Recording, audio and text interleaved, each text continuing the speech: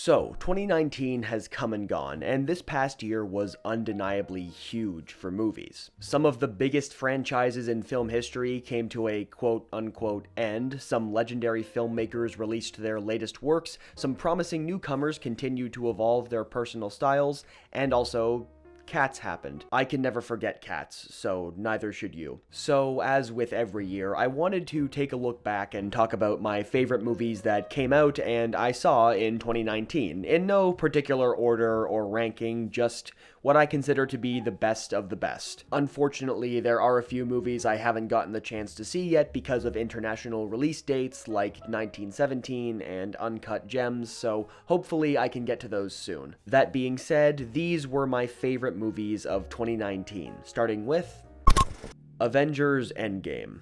This movie had one of the largest narrative challenges ever undertaken, and it pulled it off with such flair and spectacle that the Russo brothers almost made it look easy. And while it's probably impossible to fully enjoy this movie without the context of the rest of the Marvel Cinematic Universe, Endgame is more of an event than a self-contained story. But that's not a detriment, because that's what it's intended to be. It repeatedly rewards the audience for their long investment, it brings together so many disparate ideas into a cohesive whole, and it dives unapologetically headfirst into the wacky world of comics where this all started. Endgame is everything I hoped it would be and does everything I feared it couldn't accomplish, and I don't really have much interest in Marvel movies beyond it because I got the ending I always hoped for.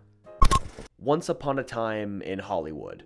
Quentin Tarantino's latest movie shows that he's certainly not losing any creative momentum with time, and that he's still finding new ways to evolve his personal style. This movie places the least amount of emphasis on narrative, which is normally a downside for me, but the rich characterization and palpable atmosphere of 1960s Los Angeles perfectly complement the slow, contemplative story, not to mention the phenomenal performances all around. Really, it's a love letter to a moment in time, to an era that ended suddenly with an act of horrific violence, and Tarantino uses the audience's expectations of that violence against them throughout the entire story, right up until he changes history. And it creates such a beautiful, heartwarming ending, crafting a fairy tale out of real-life brutality and giving reality the Hollywood ending we all wish it could have had.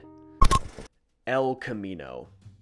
Given how incredible Breaking Bad's finale was, this may be the most pointless movie ever made, but its story is so beautifully told that I don't really care. The narrative is surprisingly small and intimate, placing the emphasis on Jesse Pinkman's rediscovery of his own strength by contrasting it with how broken he was in the past. The same dusty, gritty environments from Breaking Bad are present, but the genre of the story slowly evolves into more of a western than a crime drama, which gives familiar aspects of the world an entirely new feel, and results in one of the most visually striking movies of the year. Despite the time jump between the series finale and this story, everything slides right back into place, making this feel less like a tacked-on epilogue and more like a couple of lost episodes we never saw, and they are some fantastic episodes. Parasite. In a year where a lot of movies were about everyday people rising up against the rich, no movie managed to convey that struggle as thoroughly or as wonderfully as Parasite. This movie comes from famous South Korean filmmaker Bong Joon-ho and proves that regardless of the genre he tackles or the scale of his story, he always delivers a movie that feels wholly unique and innovative. The story is brilliantly told, constantly ratcheting up the tension, then breaking it with hilarity. It's a masterpiece of tonal contrast, drawing the characters deeper and deeper into an impossible lie before everything explodes in the most unexpected ways. You never quite know where it's going or where it's all going to end up, but it's a fascinating, constantly engaging, and deeply satisfying ride to the end, even though it has about 5 different endings. The Irishman.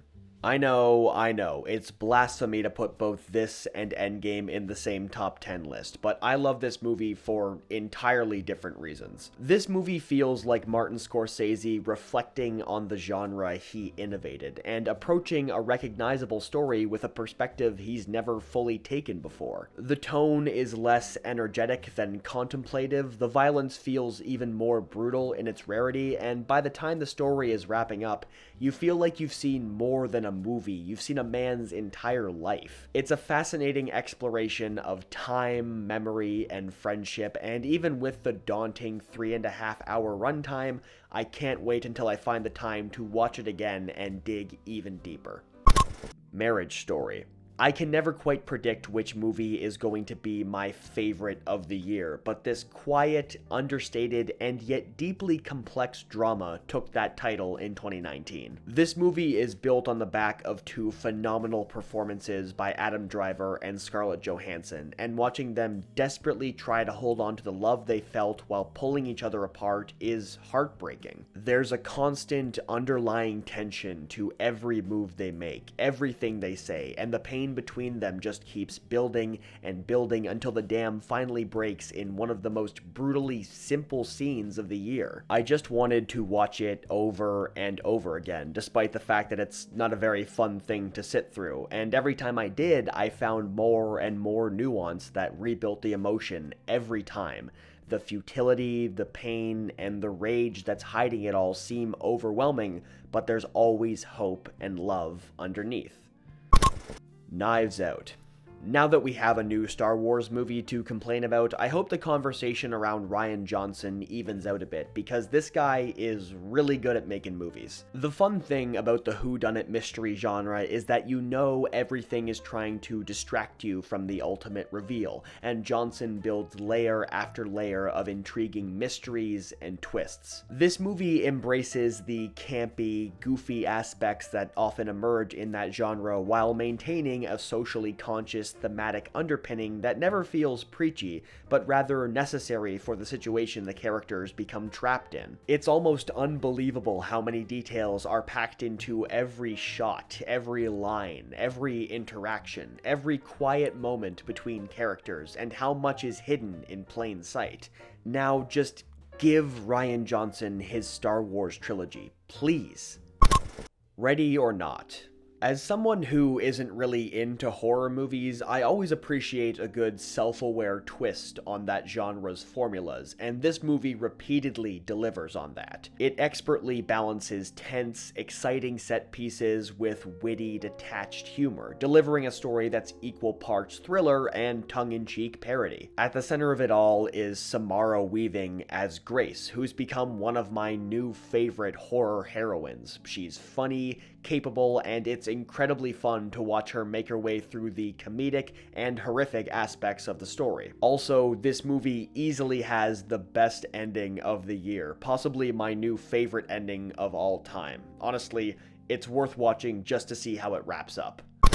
Hustlers. I'm always happy to be surprised by a movie, and despite having little to no interest in this one from its marketing, I'm really glad I gave it a shot because it's fantastic. This movie has quite a few generic influences, particularly from heist movies, and it coalesces them all into an immensely fun story, with slick, flashy direction that perfectly shows off the character's world. The cast, especially Jennifer Lopez, brings a constant sense of infectious energy to the story, making every character immensely likable despite the increasingly shady things they get involved in. The best way to describe this movie is intelligently trashy, because it embraces the ridiculous aesthetics of the characters but backs it up with intelligence, warmth, and creativity.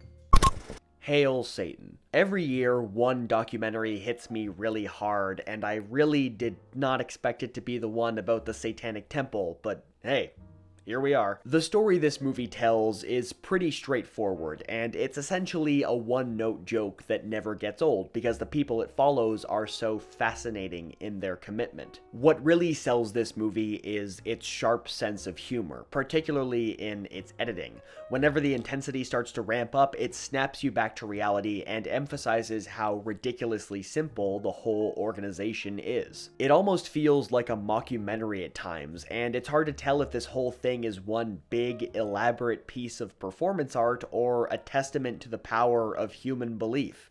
Either way, it's a really compelling story. So, those were my favorite movies of 2019, and there were more movies I enjoyed a lot that didn't quite make the cut. Like this one, and this one, and this one, and this one, and this one, and this one, and this one, and this one, and this one, and this one, and this one, and this one, and this one, and this one, and this one. And of course this one. So, that was 2019, and if you were to ask me to sum up the year in one word, it would be transformative. This was a really big year for me. I feel like my critical taste and voice evolved a lot this year. I hit some roadblocks I really want to get past, and I have a much better idea of where I want to go in the future now, especially with this channel. So I'm really optimistic about 2020, and I'm hoping to bring that optimism to my future videos. Thanks for sticking around so far, and hey, let's make this a great year.